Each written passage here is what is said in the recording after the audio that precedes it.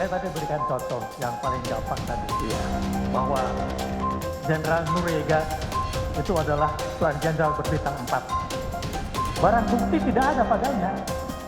Barang bukti tidak ada padanya. Tapi itu ditangkap drug enforcement Amerika.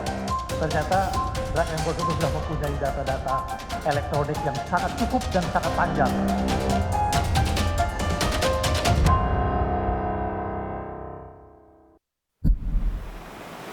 Begitu banyak pertanyaan mencuat dari kasus pengedaran narkoba yang menyeret nama Irjen Teddy Minahasa. Salah satunya terkait dengan barang bukti sabu. Diketahui sebelumnya ada seberat 40 kg sabu yang disita dan hendak dimusnahkan, namun ada yang disisihkan sebanyak 5 kg. Melihat situasi itu, dari ahli yang dihadirkan oleh Jaksa Penuntut Umum dalam persidangan lalu mengungkapkan sebenarnya bagaimana pandangan dan kedudukan dari sebuah barang bukti di mata hukum.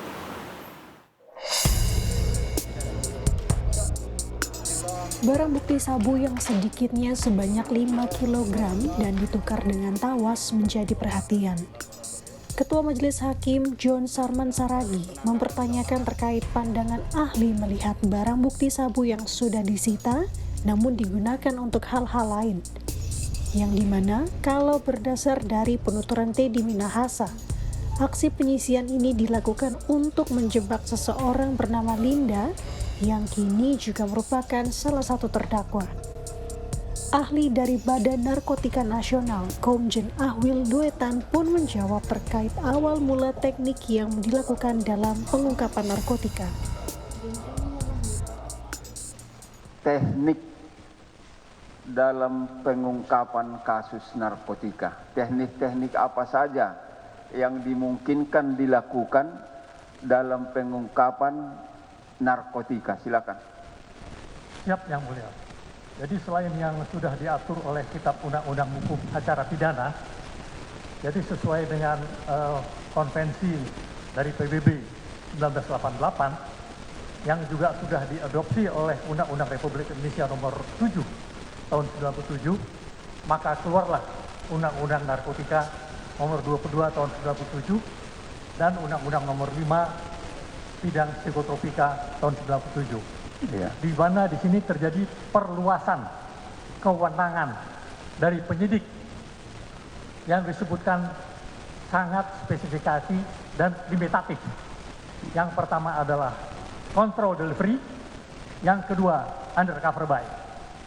Kemudian Undang-Undang Narkotika ini berganti menjadi Undang-Undang 35 tahun 2009 yang saat ini sedang diperlakukan.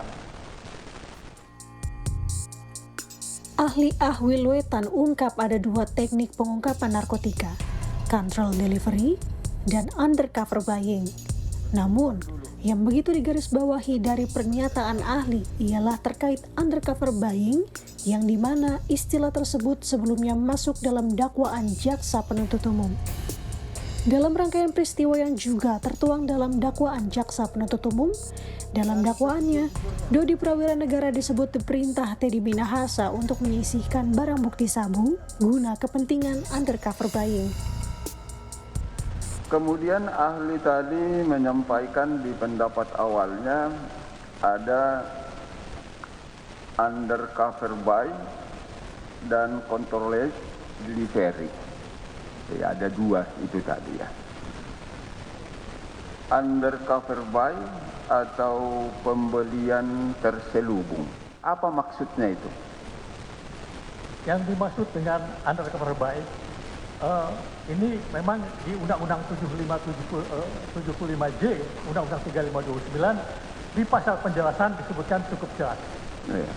Namun di Undang-Undang 22 tahun 97 ini ada penjelasannya.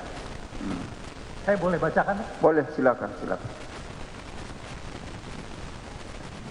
Di Undang-Undang 22/97 disebutkan bahwa penyidik pejabat Polisi Republik Indonesia berwenang melakukan teknik penyidikan, penyerahan yang diawasi dan terkait pembelian terselubung. Adapun penjelasannya sebagai berikut.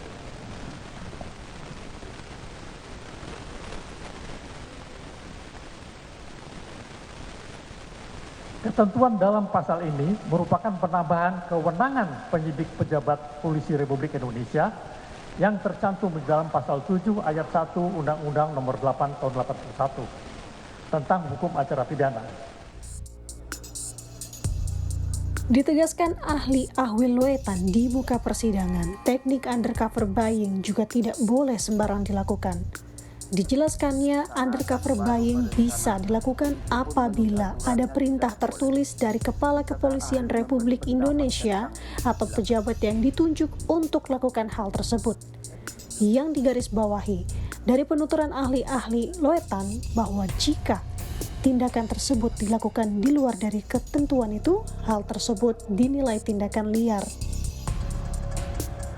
Ahli, Ya. iya. Jadi yang pasti- Sebentar. Pertanyaan terdakwa itu, saya mau original itu fakta di persidangan ini. Ya. Kapan dikatakan suatu tindak pidana itu merupakan tindak pidana narkotik? Mulai kapan dia? Silakan. Saya rasa itu adalah satu hal yang memang berlaku di Undang-Undang Narkotika. Saya katakan tadi, perencanaan saja sudah tidak pidana, apalagi sudah terjadi. Jadi tidak ada istilah coba-coba di dalam Undang-Undang Narkotika. Dalam kesempatan yang sama, Teddy pun mengajukan pertanyaan untuk ahli Ahwil terkait motif asas penggunaan narkotika sekaligus kapan tindak narkotika dinyatakan sebagai tindak pidana. Terkhusus terkait bentuk percakapan yang membahas narkotika, namun tidak ada objek yang dimaksud. Lantas, ahli Ahwil menjawab pertanyaan tersebut dengan menggambarkan kisah Jenderal Manuel Antonio Noriega, yang Jenderal Bintang 4 mantan pemimpin militer Panama. Apakah suatu percakapan yang menyangkut narkotika, tetapi tidak ada objek narkotika yang dimaksud, baik wujud aslinya, fotonya, gambarnya, atau videonya, itu dapat dikategorikan sebagai tindak pidana narkotika? Saya tadi berikan contoh yang paling gampang tadi, Iya. bahwa Jenderal Noriega itu adalah seorang jenderal berbintang 4. Barang bukti tidak ada padanya. Barang bukti tidak ada padanya. Tapi jika ditangkap drug enforcement Amerika, ternyata drug enforcement sudah mempunyai data-data elektronik yang sangat cukup dan sangat panjang. Jadi belum tentu orang yang terkena narkotika itu harus ada barang bukti padanya, harus dites darah positif, itu nggak perlu. Jadi bandar besar clean, pasti tidak akan ada narkotika padanya. Dari keterangan ahli diketahui terkait dengan tindakan undercover buying ini tidak boleh sembarang dilakukan. Bahkan untuk melakukan tindakan undercover buying ini haruslah perlu surat penugasan yang langsung diturunkan oleh Kepala Kepolisian Republik Indonesia ataupun pejabat yang ditunjuk. Sidang masih terus bergulir, tentunya kita akan saksikan dan cermati jalannya persidangan hingga menemukan titik terang. Nanda Aprilia, Julian Fernando, Kompas TV, Jakarta.